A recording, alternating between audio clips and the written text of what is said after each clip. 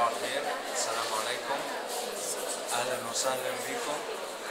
معاكم معرض علوم الهندسه المصري 2013. فكره المشروع بتاعنا ان احنا بنحاول نكون جيل من الباحثين،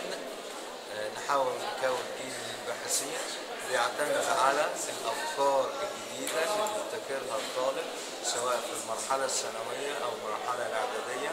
واهم حاجه في البحث بتاعي انا ما بدورش على المنتج النهائي قد ما بدور على المنتج النهائي اللي طلع له خطوات بحثيه. اهم حاجه تبقى عارف ايه المشكله والمشكله بتتعامل ازاي وايه الفروض اللي بتبقى موجوده عشان يحل المشكله، وبعدين بيحاول يختبرها وبيطلع نتائج معينه، وفي نهايه البحث بيدينا النتيجه العامه.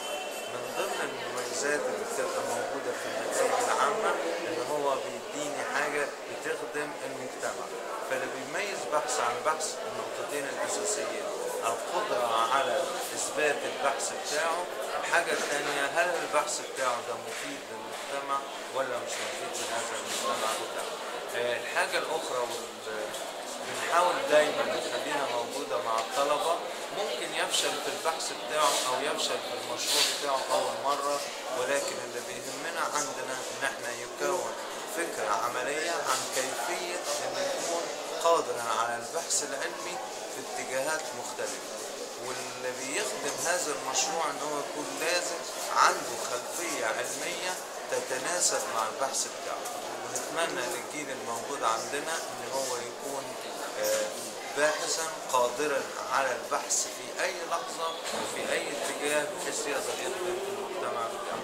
طبعا بنشكر شركه انتل اللي سمحت لنا وادتنا الفرصه ان احنا نشترك في هذا المعرض، بالاضافه الى بعض الشركات الراعيه زي جمعيه مصر الخير. ونتمنى من الناس المحكمين اللي هيجوا ان شاء الله ويحاولوا يقيموا المعارض بتاعتنا ان يتمتعوا بطلبه ويقدروا يدونا انجاز عن عبقريات الطلبه الجديده معنا. نتمنى ان تكون مصر دايما ايه مشاريع لفتت انتباه حضرتك في المعرض السنه دي؟ اللي لفت انتباهنا السنه دي ان فكره الاخطاء السابقه في المعارض السابقه حاولنا نتلافاها. لما ابتدينا ندرك هذا الخطأ الموجود في المعارض السابقة نتج عنه من السنة دي عندي أفكار جميلة وكثيرة ومركزة. ومن أهم الأفكار اللي أنا لاحظتها إن أغلبيتها بيخدم المجتمع في اتجاهات مختلفة، ومنهم أحد المشاريع اللي هي فكروا فيها إزاي يخدموا المجتمع بعد مشكلة حادثة القطر بتاعت منفلوط. ودي طبعا ناتجة ان احنا عندنا شباب يستطيع ان يبتكر طول ما توضع في مشكلة معينة بإذن الله بيقدر بالأمل وبالبحث يقدر يحل هذه المشاكل. في أي سؤال تاني؟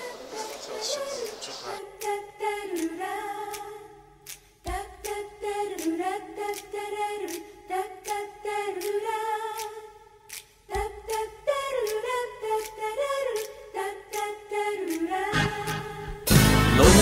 بطلنا نحلم نموت، لو عاندنا نقدر نفوت. لو بطلنا نحلم نموت، لو عاندنا نقدر نفوت.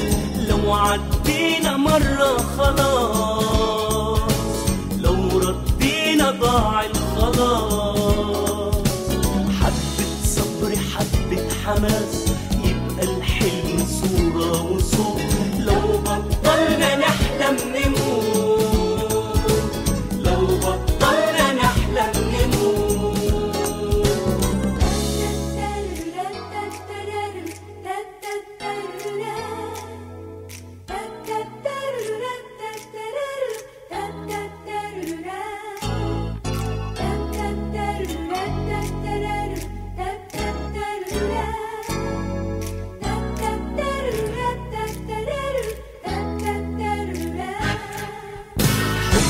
غربة ملمس مثير بعد مشبحة رقلك.